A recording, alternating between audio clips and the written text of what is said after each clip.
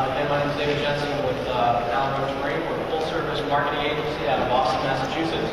We do everything from e-marketing, social media, to web development, app development, anything you can dream of. So I want to thank everybody for coming, giving us your time this morning. Can't hear me? Okay. I want to thank the MRA. We've got a nice partnership with them, and appreciate them inviting us here to participate. A little bit about myself. I grew up at Port Harbor Marine up in South Portland, Maine. My father was a marine manager there, and so I grew up in that environment. I went to Northeastern in Boston for communications and marketing. And then I ran Marine Bay in Quincy, Massachusetts, supervising on marine. Since then, I joined Allen Roach. Been there about 2 years, and we've had a lot of fun. So this morning, my goal is here to talk about the shift in communication that's occurred, to identify the models that we use to define how the buying process works, talk about how you can identify emerging technologies in the process, build those into your marketing plan, and then turn it over to these guys, and they'll talk about specific emerging technologies and how you can utilize them going forward. So let's get started. I'm not going to read through all the statistics here. Certainly go through those, but the basic concept is that online activities become much more mobile. More and more adults are texting, and that has become a really good resource for you all to use from a marketing standpoint going forward. Obviously, geolocational targeting comes with that, which just means that you can now identify through banner ads or text or any number of ways providing specific content to consumers based on their location. Also, kind of part of that is that consumers, while we certainly have those concerns over privacy and privacy issues, consumers are more and more willing to provide their personal information, or at least contact information, as well as their locational information. So you're seeing that as a major shift in our culture and how we communicate. Kind of part of that goes that people are less interested in that interpersonal face-to-face communication that used to be so paramount in the sales process, particularly in the early discovery phase.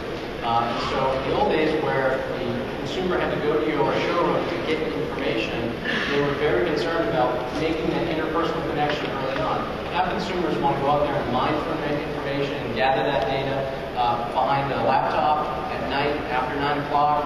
And so since that is changing, we have to identify how we reconnect to the consumer and reconnect those interpersonal connections that are getting more and more difficult for us to make.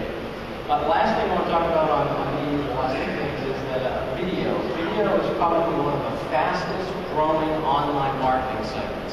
If you don't have a video plan in your 2012 marketing plan, you need to reconsider it, because it is by far one of the most influential components of any online listing. It drives stickiness, it drives time on site, it drives conversions. And so anything you take away from this, from my presentation or this week here, I would say is focus on video in 2012. The last thing would be social media. There's a misconception that social media is a young person's game.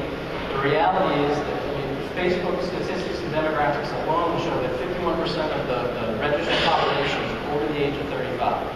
And so it's really not such a young person's game anymore. The other component of that is that if your buyer or your customer is 55 or older, they're likely influenced by someone that fits within the bell curve of Facebook or any social media platform. And so they are going to lean on those people for information, and that's the primary source for you to disseminate information, control information, build that interpersonal relationship with your customer base.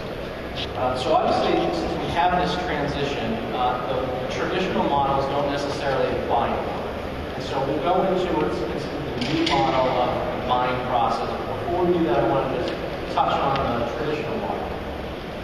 The traditional model was called a funnel. It's an application, you've seen it in other areas, but in this application, the consumer starts at the top of the funnel with many, many brands. They are considering any variety of either products or dealerships to do business with. And in this model, it's a very linear top-down approach by which the consumer is looking at a bunch of brands and systematically checking things off one at a time, crossing them off their list.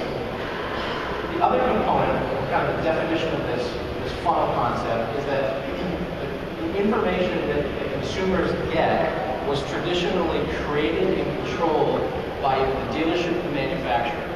And obviously, in the world we live in today, that's not a reality anymore. While dealerships and manufacturers may produce content and they may provide some of that content, there are thousands, there are millions of different places that consumers can get that information. And so this model really doesn't encapsulate that process. The other, the kind of last component is that post-purchase experience. And while use and service experience still apply, the focus isn't as centrist as it once was. The likelihood of a consumer to repurchase a brand or to repurchase from a dealership used to be fundamentally focused on how much do they use the boat, and when it broke, or when they needed to rely on the dealership or the service center or the marina, what was that service experience like? Was it an easy experience? Did the dealership follow through with the things that they said they would do or not? Those two key elements often determine whether a consumer would come back and buy from you and or whether they would come back and buy that product. And so obviously, this is a very linear model. It doesn't represent the reality of our lives today, particularly with mobile technology and social networks, everywhere you may get your information. So let's look at the new model. The new model is called the consumer discovery journey. As you can see, it doesn't follow the traditional funnel concept. It follows kind of two concentric circles. And I'm going to read this section because it's important. It's a dynamic and fluid approach based on a longer consideration evaluation process by which different criteria are considered. Again, I want to highlight the evaluation process, or the discovery component of that is much longer. Consumers are basically, they're considering brands and dismissing brands and then reevaluating that as they get more information. So as an example, if I'm out looking for a new boat, I may be getting information from the Hull Trip, the Bulletin Board, I may be getting information from Facebook, I may be looking at pictures on Twitter, I may be looking at videos on YouTube, I may be doing a search and getting information from consumer reviews to media source reviews to information provided by the dealership or manufacturer. And through that process, those brands are going to pop in and out of my short list of products that I'm going to look at, or dealerships that I'm going to look at. The other component to that is that consumer review process. Things like Yelp, and you're even now seeing it on Google and some other search engines, is that consumers have a voice. We live in a society where consumers expect to be able to communicate their experience to the general public, affect our buying behavior, and they expect that you, the dealership, or the manufacturer, are listening to what they're saying and adjusting accordingly. And so that discovery or consideration evaluation process is super fluid. Consumers aren't so linear like they used to be. Hand in hand with that information that's out there is not just provided by the dealer or manufacturer. Consumers are shooting videos every day. They're shooting photos, they're posting them. Just by the nature of how we now manage data, no one has, or very few people have photo albums anymore. They put it all online. By the nature of putting that information online, we're creating content. And by the nature of sharing, that content is now going out into the public and is defining the experience, the product, the relationship that a new consumer can expect to have with you, the dealer, or the product. And so where that information comes from and how that information is distributed is fundamentally changed that sales and that buying process. The last part is an important one, which is post-purchase experience. While use and service are still key important elements that a repeat buyers are going to focus on, the reality is that consumers now need to feel as though they have an interpersonal connection with a brand or a dealership. And that can also be an individual within either component. Like I said at the beginning, consumers are less interested in the interpersonal relationship early on, which means that later on it's more and more important that we make that connection and that we retain that connection for a longer period of time. So the reason it's important is because if you look at that loyalty loop, two things are going to happen here. The first is consumers are going to have a conversation whether you're engaged in it or not. And so they're going to be out there posting photos, posting videos, making comments, making reviews, and it's a really good idea to have some level of connection with them because it's going to help them become an advocate. It's going to help them become a bond agent with your dealership, your brand, so that when they're out there doing that, posting that information, they're more likely to give you a more positive review, or when they're going to give you a negative review, it's going to be a little more kept in check. Now, the reality is that it's going to happen whether you are involved or not. And so taking the extra step to build that relationship, build that bond, can only benefit you in the long run. The second component is why it's important to develop a post-purchase plan is that loyalty loop. Basically what research has shown is that consumers that have a bond with a brand or a bond with a dealership or someone at a dealership, when they go to reconsider their purchase, they are more likely to stick with the brand or stick with the dealership when they have that bond. What it does is it shortens that reconsideration, that reevaluation process. What they do is they are less likely to go and spend the time and spend the hours looking at all those other products, looking at all those other brands, looking at the other dealerships, because they have, as humans, we want to have some interpersonal connection. We want to have a confidant. We're not good at everything. So we want to be able to lean on somebody to get that information, someone we trust.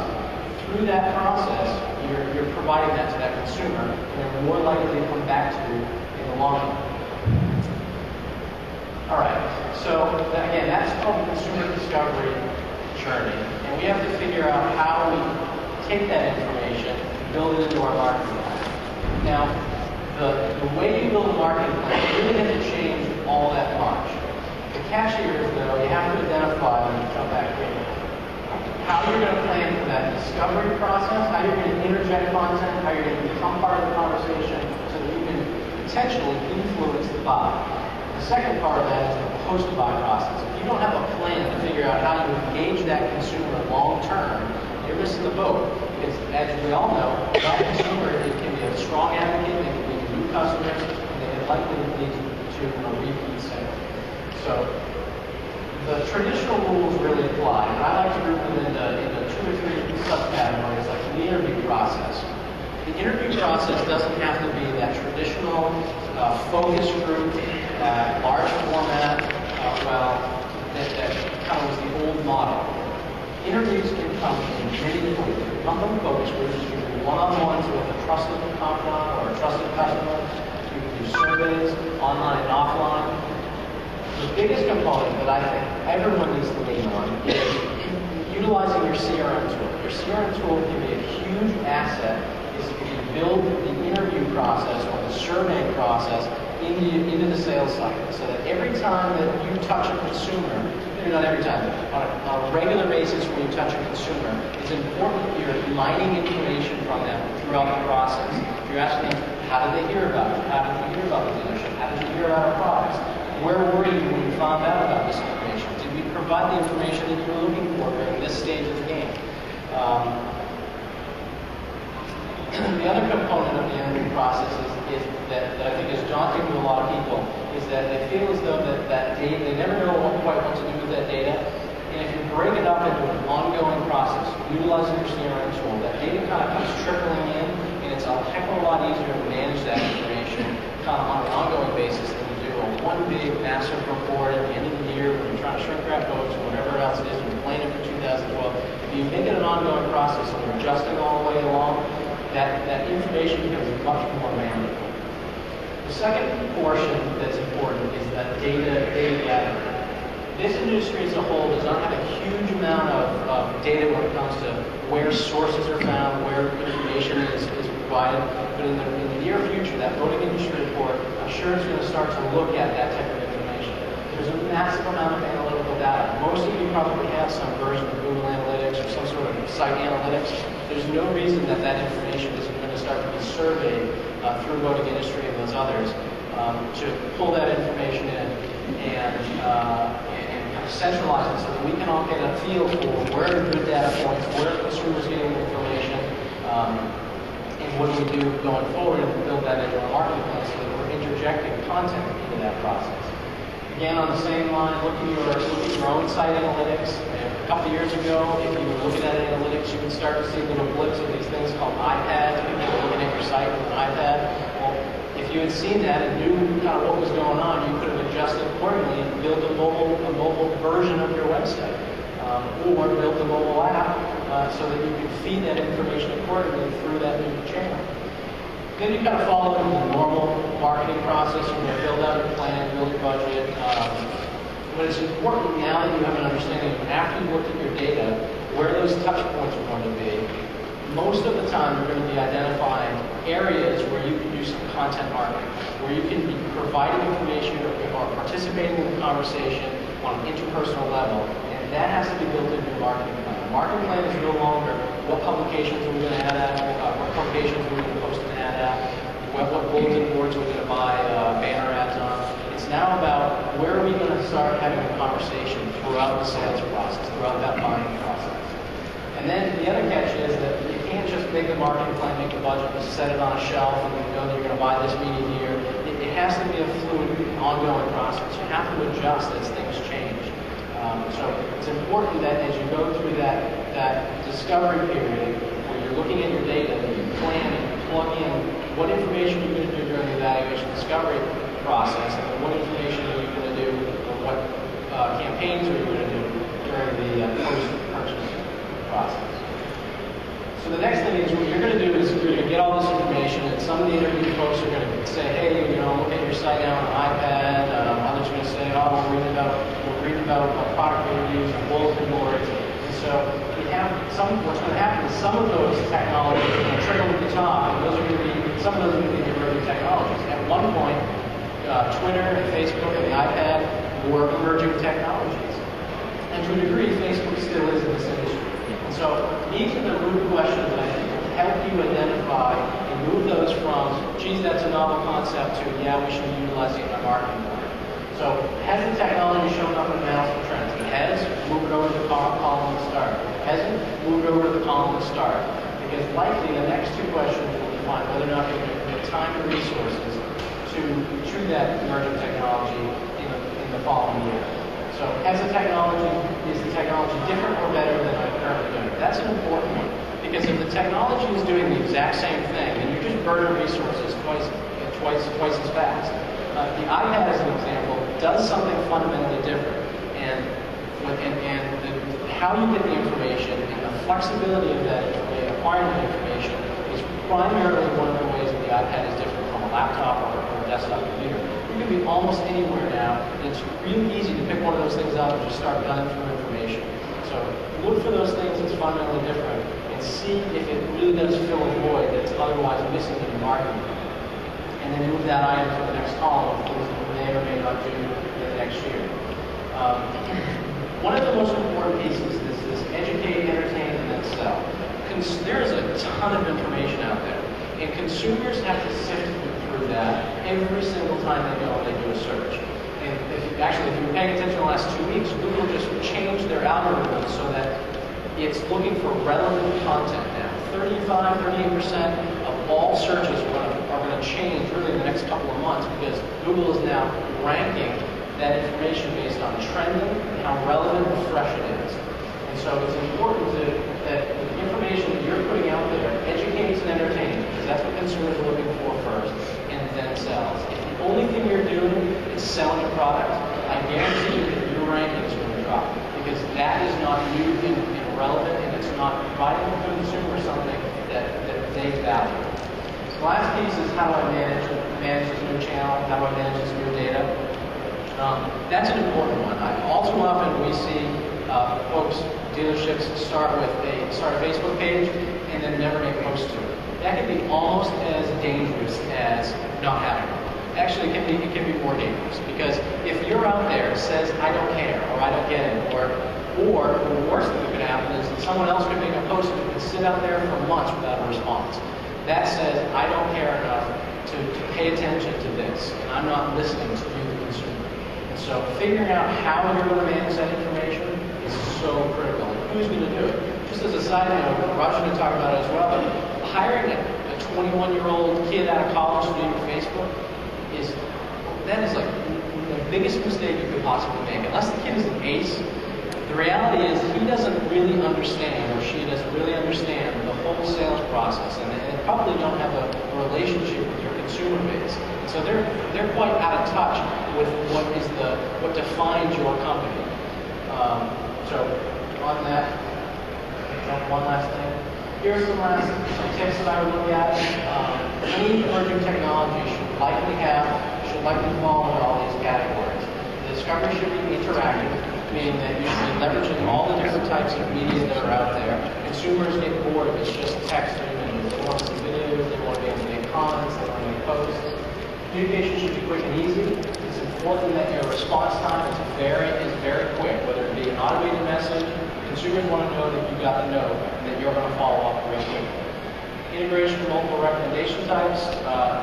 We live in a society where consumers expect to be able to make comments. They expect to be able to influence other consumers and influence the manufacturing of the industry.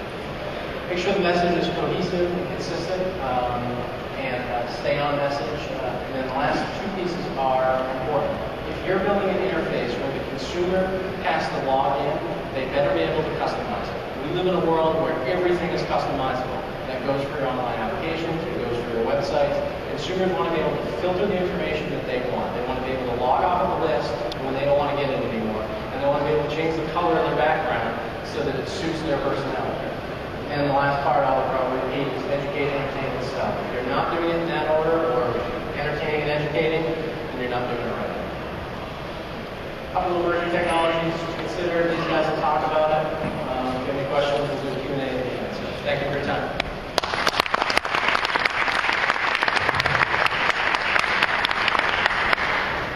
Thanks, David.